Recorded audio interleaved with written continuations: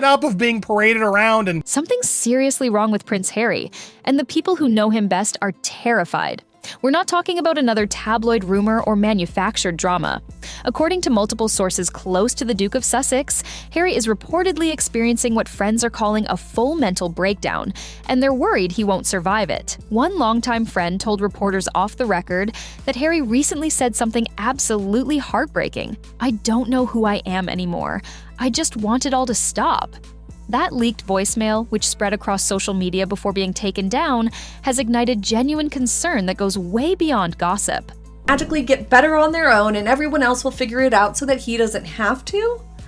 That sounds like So what's really happening behind the closed doors of that Montecito mansion? Let's break down everything we know. The warning signs have apparently been building for months. People close to Harry describe a man who's become almost unrecognizable from the prince the world fell in love with. He's missing scheduled appearances, canceling charity meetings, and according to insiders, he's withdrawn to the point where his own staff describes him as living in a fog. One aide reportedly said, "You can see it in his eyes. He's there, but he's not there." I think he's just living in the past. Meghan told him that and told us that he's still very much. Recent public sightings have only fueled the concern. Remember that viral clip from a sports event? Harry sat stiffly beside Meghan, his eyes vacant, wearing what looked like a forced smile while she waved enthusiastically for the cameras. The footage spread online like wildfire, with one commentator joking that he looked like a hostage. But behind the sarcasm, that observation struck a nerve because that's exactly how many people are perceiving it now. His old military friends are especially worried. One of them, breaking what's essentially a royal code of silence, told a trusted reporter something stunning. He's not well. He's overworked, overwhelmed, and isolated. He misses being around people who don't expect anything from him. That statement is significant because it's not blaming the media or the palace or the pressure of fame. It's pointing to something deeper, something about the life Harry chose, or perhaps the life that was chosen for him. According to sources, Harry has been reaching out quietly to people back in the UK, not palace officials, not family members, but old friends, veterans, and trusted aides who once worked alongside him. One of them confided that Harry's been asking questions about logistics, about what it would actually take to come back. The phrase "come back" has reportedly become the thing that terrifies his inner circle most, because returning after everything that's been said, after all the bridges burned, seems nearly impossible. Harry is planning a shameless return to the UK in 2026, with a plan to, and I quote, sow the seeds for a But here's the thing. Staying might be just as impossible. Multiple reports suggest that Harry and Meghan are essentially living separate lives inside their California home. The Times reported that the couple has separate offices, separate PR teams, even separate social circles. Sources claim they're now sleeping in different wings of the mansion. It's not official, one Hollywood PR source said, but the split energy is undeniable. He's emotionally collapsing and she's focusing on survival. Meghan has reportedly been seen without her wedding ring on several occasions, though her team dismisses it as coincidence. Harry's been spotted without his ring too, in multiple public appearances. The tabloids are having a field day with words like collapse, meltdown, and separation splashed across front pages. Let's talk about that strange article that appeared online under Harry's name. It was supposedly a reflective essay about British bravery and national spirit, but the tone was oddly formal, almost robotic. One of his oldest military friends was blunt about it. He didn't write that. He couldn't have. It sounded like something his team cooked up to make him sound patriotic again. But the real headline was what the essay seemed to suggest. Harry missed home. He still felt British through and through. For someone who spent the last few years openly criticizing the system that raised him, this was a startling shift. Social media went absolutely wild. Was this a peace offering to his family? A coded cry for help? For many people, it felt like another emotional plot twist in a saga that never ends. But for those who know Harry best, it was more than that. It was a warning. He's trying to signal something. One friend claimed, he's tired, he's lost, and he doesn't know who he is anymore. Behind the glossy photos and carefully managed appearances, insiders describe a man torn between two completely different worlds. the duty-driven prince he once was, and the restless exile he's become. According to sources, Meghan has grown increasingly frustrated with Harry's emotional fragility. The reports paint a picture of two people moving in completely opposite directions. She thrives under the spotlight. He shrinks from it. She's plotting her next media venture. He reportedly just wants quiet. She wants global influence, another friend revealed. He wants to go home. Added, Harry wants to go back to the UK so bad, it's scary. He's on the verge. One source was even more direct, saying that Meghan is running the empire while Harry's just trying to survive it. A Hollywood insider familiar with their PR dealings said something pretty damning. He doesn't have control anymore. Every word he says goes through 3 layers of approval. Every public move is planned. It's not a partnership anymore. It's management. Even the American media, which was firmly in the couple's corner for years, has started to turn. Talk show hosts now mock what they're calling his California captivity. Body language experts dissect his every appearance like it's a crime scene. Every blink, every sigh becomes a new headline. And through it all, Harry remains silent. Or perhaps, as some are suggesting, he's been muzzled. The irony is absolutely brutal. This is a man who said he left the royal family to protect his mental health. He gave interviews talking about the importance of therapy, of breaking cycles, of putting well-being first. And now, according to people close to him, he's in a psychological tailspin. He's not okay, one source admitted.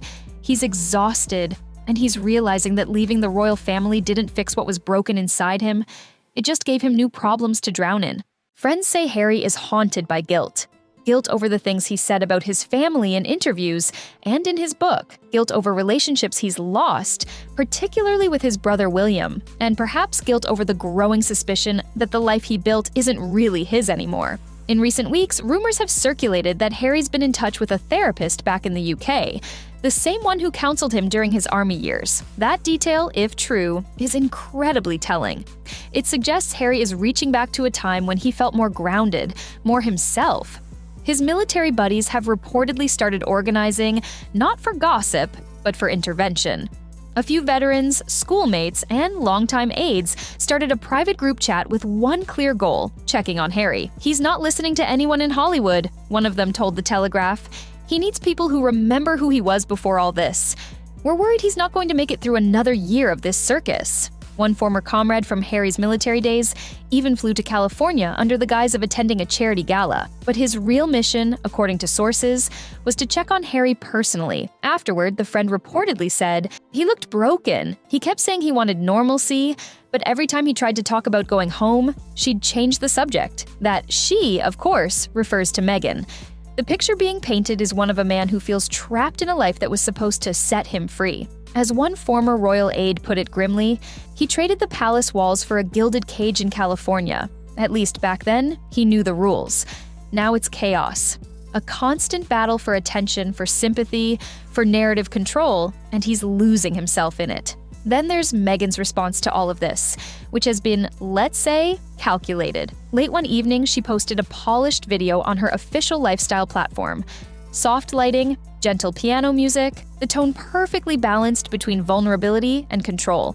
See, just as the court decision is. In it, she spoke about empathy, misunderstanding, and finding strength amid chaos. But here's what's striking. Not once did she mention her husband. Not once did she directly address the rumors. Instead, her closing words were unmistakable. Sometimes people mistake silence for weakness, but silence is power, the kind that protects you while the world decides what it believes. It was elegant, strategic, and frankly, devastating. Because while she framed herself as the misunderstood figure, the internet immediately filled in the blanks. She was distancing herself. Within hours, that clip went viral. Her supporters hailed her as Grace under fire.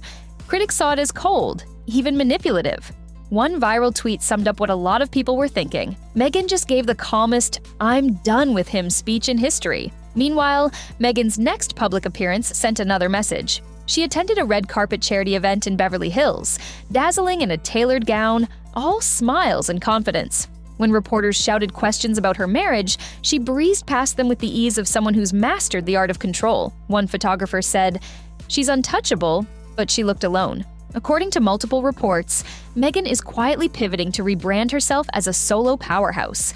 She's been taking meetings with major executives, fashion insiders, and political consultants. A new identity is reportedly forming, a brand without him. And here's the thing, her team didn't deny any of this. Back behind the scenes, Harry's friends have been doing something remarkable. They've been reaching out to contacts in the UK, including senior aides and even one or two sympathetic members of the royal household. Been inundated with offers for movies over the 8 years since she retired from showbiz. The question on everyone's mind, if Harry wanted to come back, would he be welcomed? The answer isn't simple. The door is open, one palace insider admitted, but not without conditions. Trust has been shattered. He'd have to rebuild everything from scratch. Still, for the people who love Harry, even that slim chance represents hope. Because the alternative, watching him sink further into emotional exhaustion, feels unbearable to them. As one former bodyguard put it, he's gone from being a soldier who fought for his country to a man fighting his own reflection. Across social media, the conversation has shifted from gossip to genuine concern.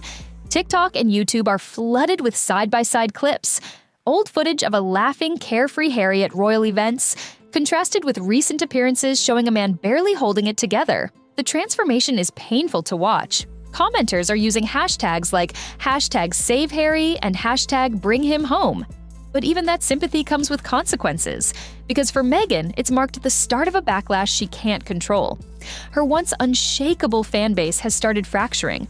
Some defend her fiercely, calling the narrative sexist and unfair. Others, though, have started questioning everything. The curated image, the endless rebranding, the emotional detachment in moments that should feel genuine. She's protecting her brand, one Hollywood journalist said bluntly, not her husband. British commentators are now openly calling this the endgame. Piers Morgan called it the slowest royal implosion in modern history. Even more sympathetic voices like Tom Bradby, who was once a friend to both Harry and Meghan, admitted on air, "It's clear something's deeply wrong. He looks like a man who's lost his compass." The leaked voicemail where Harry reportedly said, "I don't know who I am anymore. I just want it all to stop," changed everything. His team called it a gross invasion of privacy and had it taken down quickly. But the damage was done. This story is no longer about scandal or gossip. It's become a question of survival. What's particularly heartbreaking is remembering who Harry used to be. Those who knew him before all of this, before the move to California, before the interviews and the tell-all book, say one thing hasn't changed: his heart. He's still that boy who walked behind his mother's coffin, who carried her ghosts, who just wanted to be seen for who he was and not the symbol he was born to be. But now, as one old friend whispered, he's disappearing again. This time not into the army or the palace, but into himself.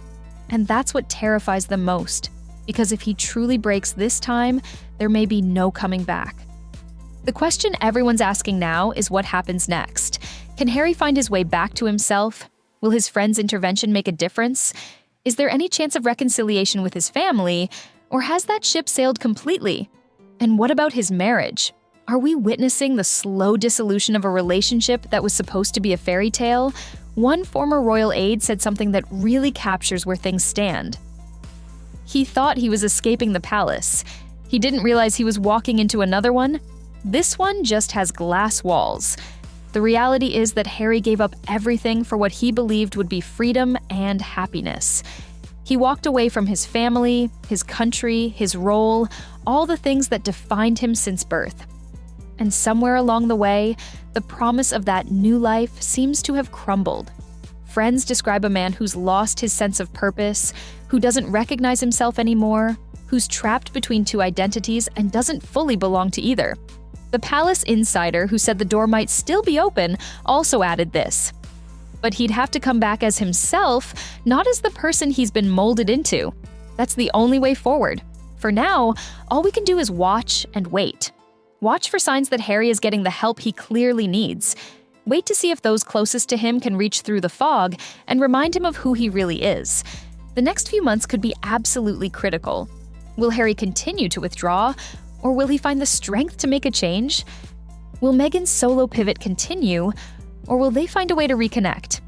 And most importantly, Will anyone step in before it's truly too late? What do you think is going to happen?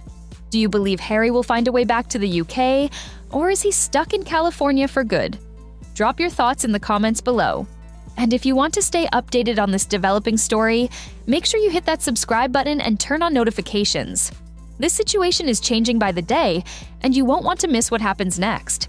Thanks for watching, and I'll see you in the next one.